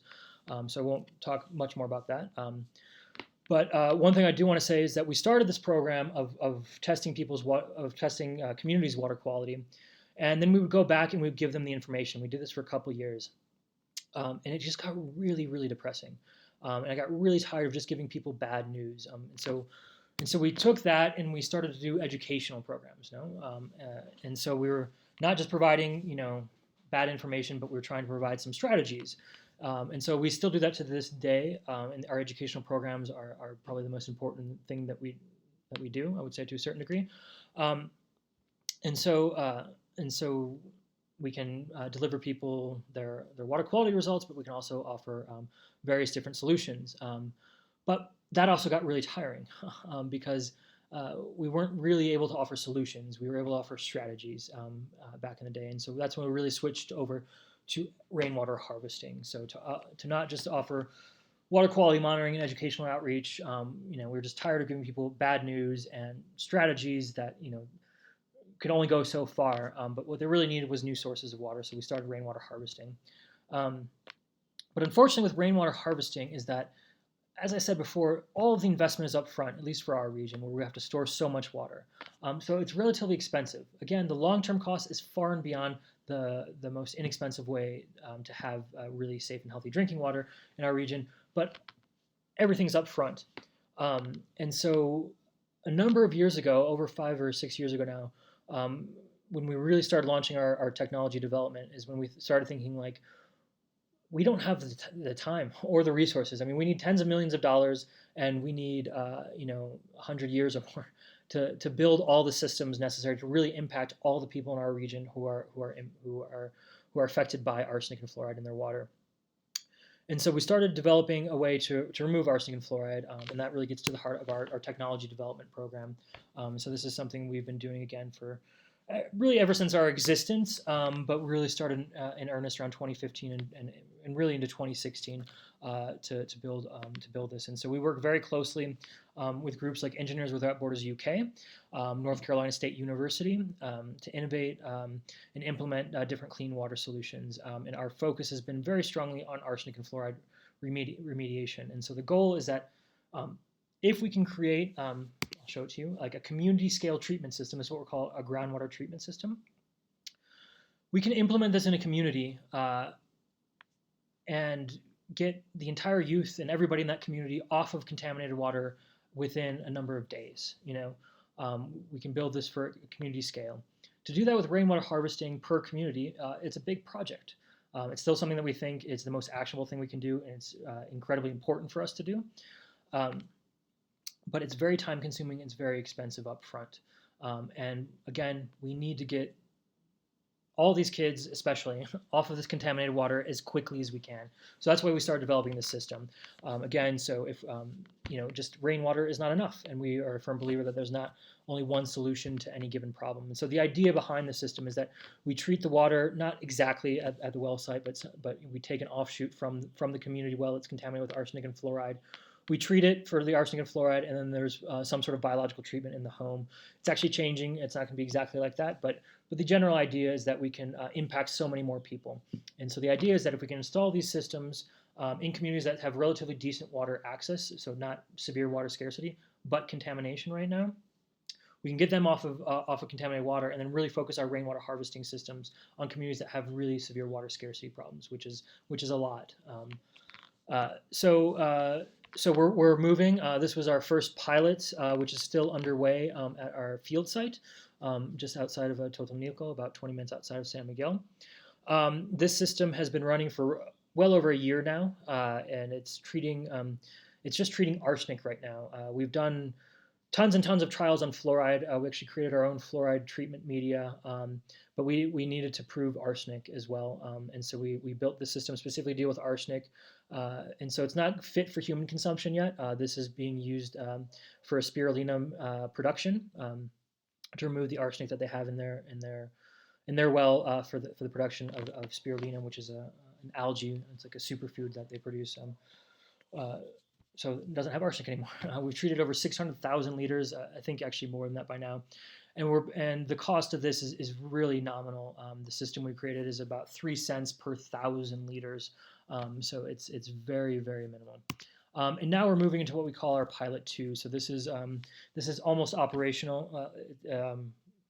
It's been turned on, but it's not producing drinking water yet. But this is going to be treating arsenic and fluoride and organic chemicals and biological pathogens for a small community that we're working with. Excuse me. And again, we've been working on fluoride for years, ever since about 2014, 2015. We started working on fluoride. We created our own fluoride media that we produce at our field site, and it goes into these systems. And this will hopefully soon be producing enough drinking and cooking water. It's specifically sized for that community, for a small rural community right next to our field site. And that's where we're going. Once we have that proven, this pilot's going to take at least a year or so, but we'll be producing clean drinking water for that community as we move forward with it. We'll be able to replicate this in other communities. And as you can see, it's pretty simple. Our technology development team designed these columns, which I think is the coolest thing ever. They look incredibly simple, and they are. It uses materials you can find anywhere in the world. They made some very interesting modifications. That means you can make these anywhere. And why is this important? It's important because then we can actually size this system, one, to the level of contamination the community is dealing with, and two, to the amount of water they need. So we don't have to deal with a prefab system that produces 1,000 liters a day, but this community needs 10,000, or that produces 100 liters a day, but this community only needs 10, or whatever it is. The idea being that we can custom build these systems to contaminants to the size, to the levels of contamination, as well as to the size of the community and the need for drinking water. So that's very cool, and it allows us to save money and make a much greater impact, obviously. And so, again, these are very inexpensive, and we hope that we can be installing much more of this. So, I just want to briefly talk about our other filter that we've developed over the years. We've developed a ceramic water filter a long time ago, specifically to go with our rainwater harvesting systems. The ceramic water filter is meant to deal with biological pathogens, so you pair it with a rainwater harvesting system and you've got a good solution. But we found out a bunch of other communities wanted around the country, and then we also, in 2017, were dealing with a bunch of disasters. There was 2 major earthquakes, and this is where we get to our emergency response, but there's 2 major earthquakes in Mexico in 2017. Hurricane Maria ravaged Puerto Rico, and we had a bunch of different NGOs contact us about our water filters. Essentially, what we found with Hurricane Maria is that they were literally shipping in bottled water, which millions of bottles of which ended up staying in the country on an airport landing pad there, and was never used. And so we realized that with emergency response, there was a real need, and that people were asking for our filters, but our filters weren't designed to deal with to be implemented quickly in an emergency situation. We really made them, honestly, to deal with our own projects and maybe a few other projects around the country, but we weren't really looking for commercial viability there. But we realized there wasn't anything out there that was really suited for that. I mean, that's why they're shipping in bottled water. So we started thinking about our ceramic filter in the context of emergency response. And that ultimately led to the development of AguaDapt, which is our ceramic filter, but with this specialized universal adapter that our technology development team, specifically our ex-coordinator, Aaron Krupp, developed. And the idea is that this can be installed in any kind of container, anywhere in the world, quickly, within a couple minutes, with no skilled labor necessary. Just drill a hole in something, and you can pop this in, and all of a sudden have safe drinking water. So this won't remove arsenic and fluoride, at least the base element. But as we were developing this, we were thinking about that a lot. We're thinking, well, but this is great for an emergency situation where people just need, water free of pathogens. But what about the long term? We deal with arsenic and fluoride in our region. A lot of our colleagues, we've got colleagues in Southeast Asia who are dealing with organic chemicals from pesticides and things like that. And so knowing this and knowing that there's no good catch-all solution for everything, we thought about making this not only adaptable to containers, but also adaptable to contaminants. And so with the universal adapter that goes on this, and I'll show you this in a second, the idea is that we can add on additional cartridges. And so here's kind of the breakdown. So this is our ceramic filter element that removes biological pathogens. This is the universal adapter here. And so this can be installed in anything. So the most obvious is like a 5-gallon bucket, which is available anywhere in the world, pretty much. But you can put it in any kind of container. You can put it into a round bottom container. You can put it into all sorts of things, like the 20-liter jugs we have in our region. And so the idea is that this base element can be installed very quickly. You drill a hole, you pop it in. But it's also got this universal threading and universal adapter here so that you can add on customized treatment over time. And so here we can see, in this case, it's got 2 different cartridges added on. And the idea being that, this could be arsenic and fluoride treatment or something. And the idea is that this ceramic filter will last for 3 to 5 years, where these will likely have to be changed out more frequently. And there just really isn't a solution that deals with it. You've got reverse osmosis that gets rid of everything, but it's really overkill. And we don't have a good solution that can adapt to different needs around the world. And so that's where we're going with this idea of AguaDapt. and we hope to. We've because of coronavirus, we've had to completely stop advancement on this right now and focus only on mission critical work for the time being. But we hope to ramp this up again, and we hope that this can be a good solution for us in the future. Won't talk about it more because there's a lot more. I'm sorry, I will talk about it more. Just to say that we won an international design award for it last year. We're really proud that we were recognized for our work by the American Society of Mechanical Engineers at what's called their Innovation Showcase Award, where we won the Innovation Showcase Award in 2019 for our work with Agua, and it was really validating for us, not just for the obvious reasons, but also because there was lots of very nice, sleek things there, and we felt like we were actually developing something that for one, it wasn't very pretty, and one day it might be prettier, but it wasn't very pretty. But that was kind of the point, is trying to create this low cost, low tech thing that is proven, but is meant for low income communities, and they recognize us for that. So I'm just going to end here. And we'll still have time for questions. Again, we started about 20 minutes late or so, and I apologize for that. But hopefully you're all still there, or at least some of you. And I'm just going to kind of nip this in the bud right now. Is we get a lot of questions about what the government is doing, and so a big thing that we focus on is public policy and coalition building. We in Caminos last year helped spearhead the Agua Vida Coalition, which is a coalition of about 14 local area NGOs that are all connected to water somehow. So lots of the big NGOs in town are a part of this coalition. And we signed an agreement with the Municipal Water Authority in 2019, to create a plan for the future of water in San Miguel. We're moving forward with them. We have a project with them in place right now to build rainwater harvesting systems. And we did have a whole week of events scheduled with this coalition to continue moving this forward. But that had to be canceled because of coronavirus. But we're continuing to move on that front. We're also working at the state and even a little bit at the federal level to try to deal with some of the root causes of water scarcity and contamination in our region and throughout the country, which is over-extraction of the finite water resources. And so we feel like it's infinitely important to be doing that. We can't make the change we need to without government involvement. It's a slow process, but it has become a core part of what we do. I guess just ending this part on how we adapt in the age of coronavirus. I mean, besides the very obvious within Caminos de Agua is that we're doing this right now. We're doing this live stream from my house. Our office is mostly closed. Most of our staff is working from home.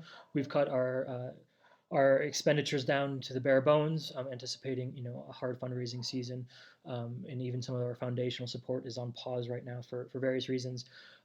But given these issues that we talked about at the beginning, but of specifically water scarcity, is that we feel a really large responsibility that we need to do something, especially in the communities that have very limited water access. Again, a lot of the communities we work with, at best might get water once or twice a week for a few hours.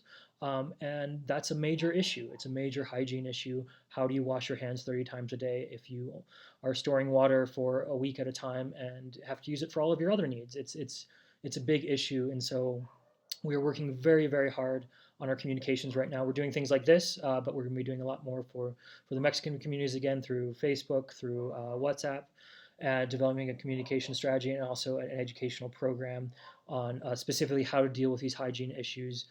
Again, the Mexican government is saying wash your hands 30 times a day, but that's not a reality that a lot of people, at least in our region, can really achieve. So we're trying to find strategies and education programs on specifically how to deal with hygiene in the age of coronavirus when you have extreme water scarcity. So that's where we're going for the next several weeks to months. I don't know, but we're ramping that up, and I hope you guys keep an eye out. We'll be having a lot more communications coming through our Facebook and things like that about how we are launching this program. Okay, so I'm going to attempt to stop the presentation and switch over now to, it's going to look weird for a second, my apologies. Okay, hi. Switch over to the questions. So if anybody has questions, feel free to send them into the chat box, again, to the right hand of your screen. And hopefully we can hear from some of you.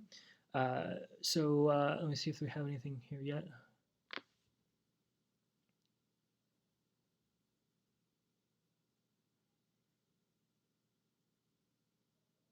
So the question, produce good water. Okay, so this is a very, very good question from Vivian. Thank you, Vivian. So the question, so she's here in San Miguel, and they installed a reverse osmosis system to remove arsenic and fluoride that they have in their water. Sorry, I got confused by the screens here. Sorry. And she said that the system uses 10 times or more of the amount. And I said, yeah, a good system will remove essentially waste about 8 liters for every liter it produces. So is that a problem given our water shortage? And so I'll say sure to a certain degree, but not really. So why? So again, in San Miguel, 93% of all the extracted water is going to agriculture. So there's 93% of our water use. Our personal consumption is a small fraction of that, I think around 5% or something like that. And on top of that, our human consumption, so our drinking and cooking water, which is what your reverse osmosis system is producing, is even less. We're talking like 5 to 10 liters a day max that you're probably using. So the waste in the grand scheme of things is actually not that much. And again, the only other option, unless you're in a position to install rainwater, which would be the best solution, I would say, hands down. But if you're not, I mean, the only other solution would be buy bottled water, and they're going to use reverse osmosis anyway.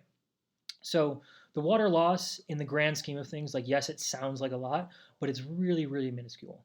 We drink very little water. We need, 5 to 10 liters a day or something like that per person, depending on your needs. And, you waste 80 liters of that. It sounds like a lot, but in the grand scheme, it's not. And the last thing I'll say on that is that you can redirect that water. You don't need to just put that into the drain. You can put that, you can run that outside into a 55-gallon drum, and you can use it for gardening, or you can use it to flush your toilets, for instance. That's a great use for this very contaminated water, is to flush toilets with. So you could do that if you are concerned about it. Here's one from Elizabeth.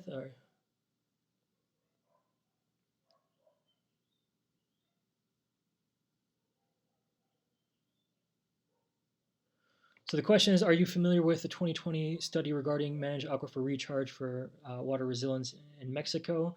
I'm not familiar with this one. I am familiar with similar studies, but I'm not familiar with this one specifically, so I'm not going to comment on that at this time. So yeah, I don't know if it could apply to the situation. Yeah, I'm not sure if it's talking about artificial recharge or what it's talking about. So I'm not going to jump into that right now. Okay. Still says there's a good number of people watching. I don't know if you guys have any other questions. I'm happy to answer them. If not, you can look for us at our website, caminosdeagua.org, or on our Facebook, which is, I think you just search for Caminos de Agua. Sorry, I'm not very good with Facebook. And if you go to our website, you can sign up to our email list. We will be sending out a lot more email communication in the coming days and weeks. And one more time, I'll just plug on April 8th at 6:30 Mexico time, 4:30 Arizona time, PM. We will be having a talk with Joaquin Murrieta from Watershed Management Group. I hope this was informative, and thank you all for coming. Sorry, we have one more. Is there anything we can do to reduce the agricultural usage? It's a phenomenal question. And I always say it's a great question, and I just kind of smile. Yeah, it is a great question, and it's a really hard one. The issue is political. The issue is almost 100% political. Agricultural use of water is safeguarded by the Mexican Constitution. So actually, agricultural producers don't pay for their water use. They just pay for electricity to pump that water, which is it was based in some very sound thinking. way back when, but it's been bastardized over the years. So with that, there's only one entity that can really deal with agricultural use of water, which is CONAGUA, which is the National Water Authority. And they only have, last time we checked, was 10 inspectors for the entire state of Guanajuato. And we have over 18,000 wells registered in the state, probably much more than that with illegal wells. So they physically can't even monitor all those wells. And on top of that, since agricultural producers don't pay for their water use, there's no vested interest in CONAGUA to go to those wells, to find people for exceeding their water concession. So there's just really no vested interest because industrial users of water do have to pay for their water use, and so that's where CONAGUA focuses all of their energy. They focus all of their inspectors on monitoring those wells. So I don't know if that fully answers the question. Is there anything else we can do? It's hard. There's lots of vested interests. I mean, there's multinational interests at stake here. Most of our agriculture is exported to international markets by very large international companies. They have exclusive contracts with producers here in our region. They are very powerful. They are able to get away with things like, for instance, they have to, all agriculture for export has to pass several water quality tests and things like that. It has to be potable water, which means arsenic and fluoride too. We know a lot of these producers are using water that's contaminated with arsenic and fluoride, and there's laws saying that they can't do that. They actually have to present their water quality studies to licenses for various licenses at the border. So we know that they're still exporting. There's all these different things in place to prevent them from doing that, but they're still doing it. And why? Well, it's probably a system of corruption and bribes and things like that. And again, from some really powerful people that we as a small NGO can't really do a whole lot about, nor do we want to. We don't really want to be on that radar. There is potentially something we could do from the U.S. side, and we're pursuing ways of that. We have been. I don't know how far we can go, but of doing some social movements in the U.S. of having, broccoli contaminated with arsenic and fluoride being served in U.S. grocery stores, for instance. Okay, there's a question from Daniel Morgan. So there's a question, where can we watch the recorded video in the future? So you can watch this one that you're watching right now on our website. Or on our YouTube channel. We'll get it up on our website on caminosdeagua.org. Or if you YouTube Caminos de Agua, we have a YouTube channel there. Or if you just want to watch Consuming the Future, the documentary, that is also available for free on YouTube. And I put the link in the description of this right here. So just scroll down and click expand or whatever it says on the description, and you'll see Consuming the Future with the link to that. Is there any corporate activity in the area that is using up the groundwater? Nestle, PepsiCo, Coca-Cola, they've been big culprits in every country, just about. Very correct. That's my aunt, by the way. Hi, Aunt. Hi, Beth. Yes. No, sorry. In this region, no. We have some industrial users of water and a lot of things happening.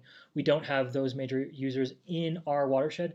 But Coca-Cola is a huge issue for water rights around the country. They pay less than anybody else for their water. When you break it down to like bottled water, they pay like 2,000 times less or something like that.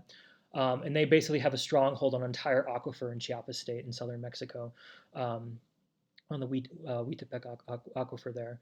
And so it's a huge issue, and that's why we have very strong issues about working with companies like Coca-Cola. On the other side, they do have a lot of use in this region specifically for bottled water. So the big bottled water company here, even the ones that use the big 20 liters, are Coca-Cola and Pepsi. And they pull water out of our aquifer. And so so it's not major, but to give you an example, statewide, Coca-Cola has more of a groundwater concession than everybody else, than all of the individuals who live in the state combined. And that is all for their bottled water, as far as I understand at this time. So there is a little bit of that in our state, but more so on the national level, it's a major issue. So change to the Constitution was another question. where there's a big movement right now to create a national water bill, a citizens' national water law, which just gained a lot more traction now. There's also another water bill that's going through the country that's in one of the chambers that's going to be really devastating to water rights here. It's actually about really focusing on privatization of water, but there's a citizens bill that's been focused on much more responsible use, and so that's one way to do it.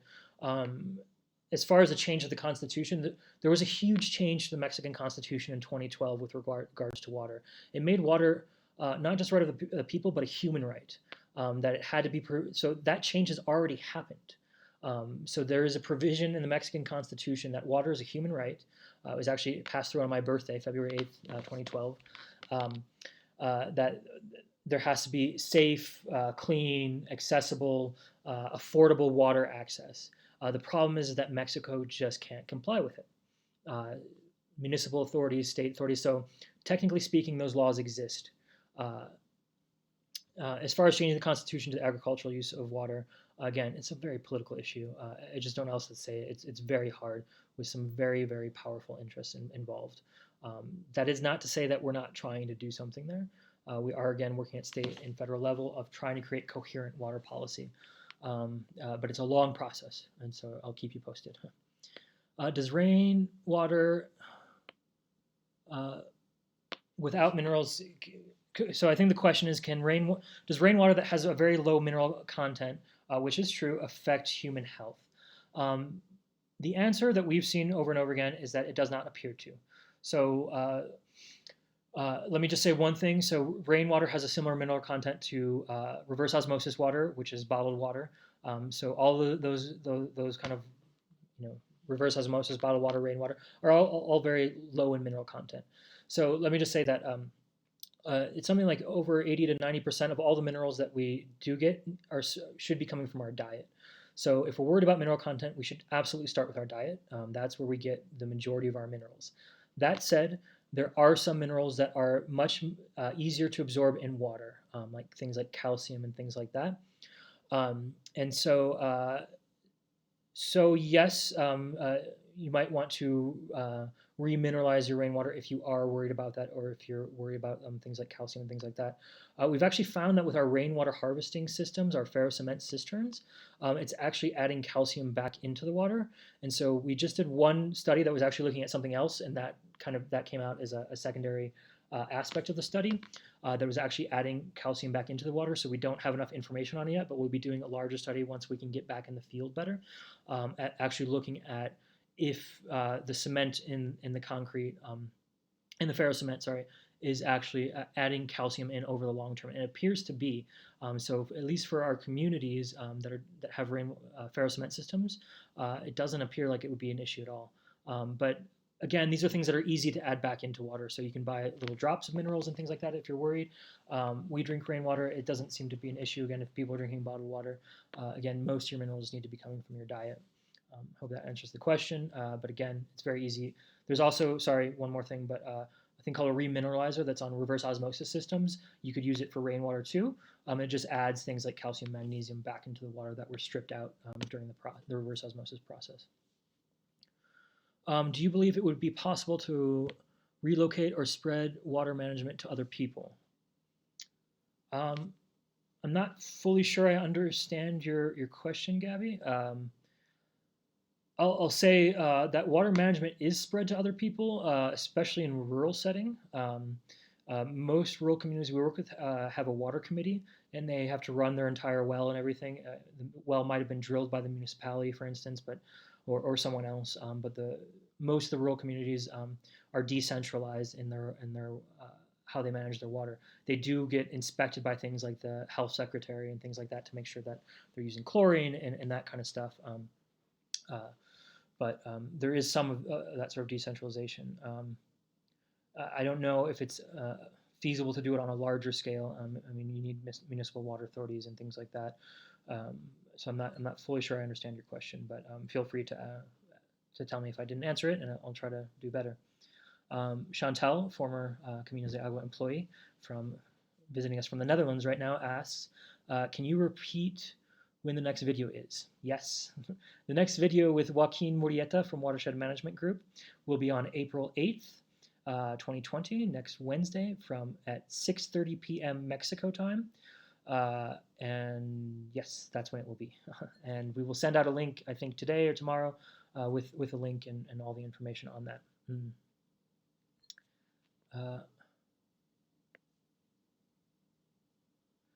Okay, so the last question here is a question I get all the time, is when do we think the water is going to run out? I don't know. Lots of people will give you an answer. I am not one of those people.